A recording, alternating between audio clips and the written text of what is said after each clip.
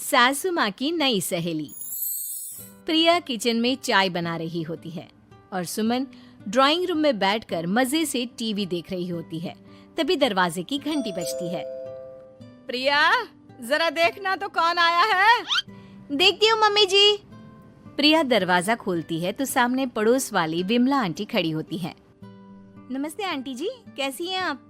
मैं तो बिल्कुल ठीक हूँ बेटा, पर तेरी सास को क्या हुआ है? आजकल कहीं दिखती ही नहीं है। जब देखो तब टीवी के आगे जमी रहती है। अंदर तो आइए आंटी। अरे ओ दीपक की अम्मा, कहाँ हो? अरे बिमला, आओ आओ, क्या बात है, बड़े दिन बाद याद आई तुम्हें मेरी। मैं तो हमेशा ही तुम्हें याद करती हूँ, पर तुम ही गायब रहती हो और आजकल तो बाहर भी नहीं आती जाती।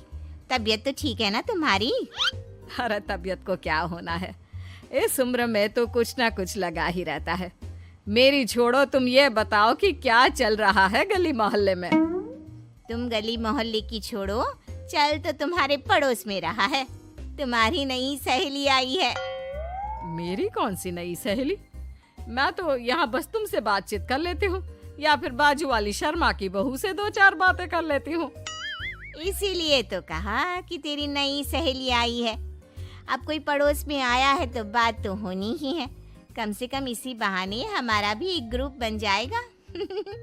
फिर सब मिलकर अपनी बहुओं की शिकायतें किया करेंगे। दोनों हंसने लगते हैं। तभी प्रिया चाय लेकर आती है और सामने टेबल पर रख देती है। दोनों चाय पीती हैं और बातें करते हैं। चलो मैं चलती हूँ, अब कल मिलते हैं। राम राम। अगले दिन प्रिया किचन में कुछ काम कर रही होती है और सुमन आराम से सोफे पर बैठकर मटर छिल रही होती है। तभी डोरबेल बजती है। प्रिया दरवाजा खोलती है तो सामने उनकी नई पड़ोसन खड़ी होती है। जी, आप कौन? मैंने पहचाना नहीं। नमस्ते बेटा, मैं शारदा, आपके बगल वाले घर में अभी 2-4 दिन पहले ही शिफ्ट हुए हैं। ओह अच्छा अच्छा अच्छा, नमस्ते आंटी, अंदर आइए ना आप। देखिए तो मम्मी जी, आज कौन आया है। इतना कहकर प्रिया किचन में चाय बनाने चली जाती है। नई पड़ोसन को घर पे देखकर सुमन थोड़ा हैरान हो जाती है।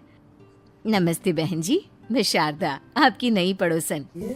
अच्छा अच्छा, आप हैं हमारी नई पड़ोसन। आइए आइए, और बताइए कैसी हैं आप? जी बिल्कुल ठीक हूँ। वो दरअसल घर पर छोटी सी पूजा रखवाई थी, बस उसी का प्रसाद देने चली आई।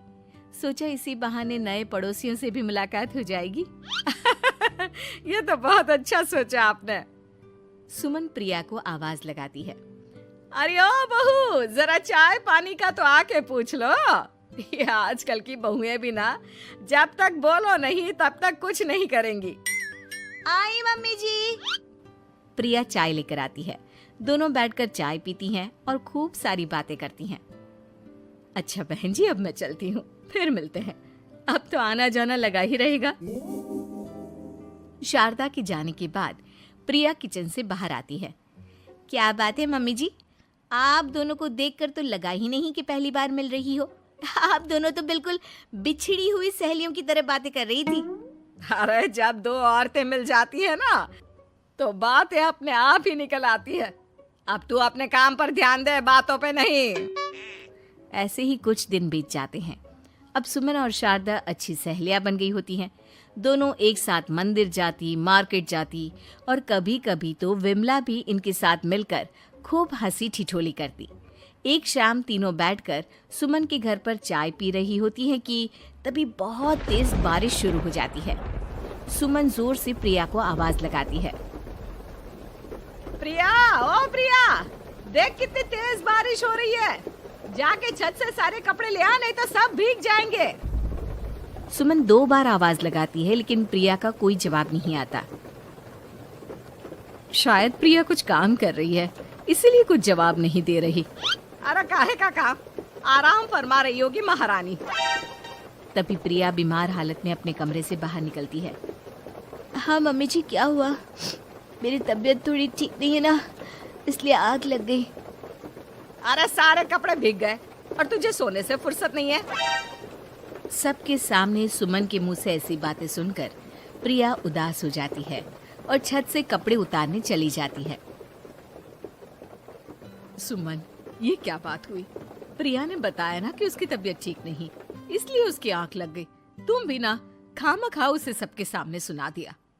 अरे आप नहीं जानती शारदा जी, कुछ बहुएं ना बहुत आलसी होती है, घर का एक काम नहीं करना चाहती। ऐसा नहीं है सुमन, तुम्हारी बहू तो बहुत प्यारी है, तुम्हारी सारी बात भी तो मानती है।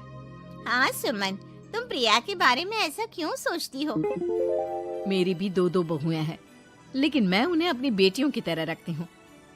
आखिर वो भी तो किसी की बेटियां ही है ना। और अगर तुम ऐसा ही व्यवहार करोगी तो एक दिन प्रिया भी तुम्हारे साथ ऐसा ही बर्ताव करेगी। शारदा और विमला की बातें सुनकर सुमन की तो बोलती बंद हो जाती है। वहीं प्रिया भी बाहर से सारी बातें सुन रही होती है। अरे मैं कोई उसकी दुश्मन थोड़ी ना हूँ, मैं भी उसकी माँ हूँ, लेकिन कभी कभी सास बनना पड़ता है, नहीं तो बहुएं हाथ से निकल जाती है।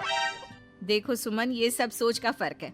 अगर तुम ये सोचोगी तो कभी प्रिया को अपनी बेटी नहीं बना पाओगी। इतना कहकर शारदा और विमला वहां से चली जाती हैं और सुमन अकेले बैठकर उनकी बातें सोचने लगती है। अगले दिन प्रिया और दीपक अपने कमरे में बैठकर बात कर रहे होते हैं और सुमन उनके कमरे के बाहर कुछ काम कर रही होती है और उन दोनों की बातें सुन लेती है। दीपक, तुम्हें पता है हमारे पड़ोस में जो शारदा आंटी है ना, बहुत अच्छी हैं। अच्छा, ऐसा क्या हो गया जो तुम्हें वो इतनी अच्छी लगने लग गई? कुछ खास नहीं, बस कल जब मम्मी जी मुझे सबके सामने सुना रही थी तो शारदा आंटी ने मेरा साथ दिया। मैं तो सच में हैरान ही रह गई थी जब उन्होंने मम्मी जी को मुझसे ऐसा बर्ताव करने के लिए मना किया। अच्छा, फिर क्या हुआ? होना क्या था, शारदा आंटी तो मम्मी जी को समझा ही रही थी कि बहू को भी बेटी की तरह ही रखना चाहिए, लेकिन मम्मी जी तो मम्मी जी है ना, उन्हें तो मुझ में हमेशा कमी ही दिखती है। काश मुझे भी शारदा आंटी जैसी सास मिली होती जो मुझे भी अपनी बेटी जैसी समझती। सुमन ये सब सुनकर बहुत उदास हो जाती है और वहां से चली जाती है। प्रिया की बातें सुमन के कानों में बार बार गूंज रही थी। उसे बहुत शर्मिंदगी महसूस हो रही थी कि उसने प्रिया के साथ बहुत गलत किया है। अगले दिन सुमन शारदा और विमला को बुलाती है। क्या बात है सुमन, आज तूने ऐसे अचानक क्यों बुलाया? सब ठीक तो है ना? हाँ, सब ठीक है, तुम दोनों बैठो तो सही। तब तक दीपक और उसके पापा भी आ जाते हैं। प्रिया, तुम भी आ जाओ। क्या हुआ मम्मी जी, आपने बुलाया? हाँ प्रिया बेटा, मैं आज सबके सामने तुमसे माफी मांगना चाहती हूँ। मैंने आज तक तुम्हारे साथ बहुत बुरा व्यवहार किया है, लेकिन तुमने कभी भी मेरे साथ बुरा बर्ताव नहीं किया। मुझे अपनी गलती का एहसास हो गया है, हो सके तो मुझे माफ कर देना। प्रिया अपनी सास की बातें सुनकर हैरान हो जाती है। उसकी आंखों में आंसू आ जाते हैं। प्लीज मम्मी जी, आप मुझसे माफी मत मांगिए, मैं भी आपकी बेटी ही हूँ। वैसे एक थैंक यू तो मेरी नई सहेली को भी बनता है, जिसकी वजह से मुझे मेरी गलती का एहसास हुआ। शारदा बहन, आपका बहुत बहुत शुक्रिया जो आपने मेरी आंखें खोल दी। अरे क्या सुमन, तुम भी ना। तो फिर इसी बात पर चाय और पकोड़े हो जाए। हाँ, क्यों नहीं।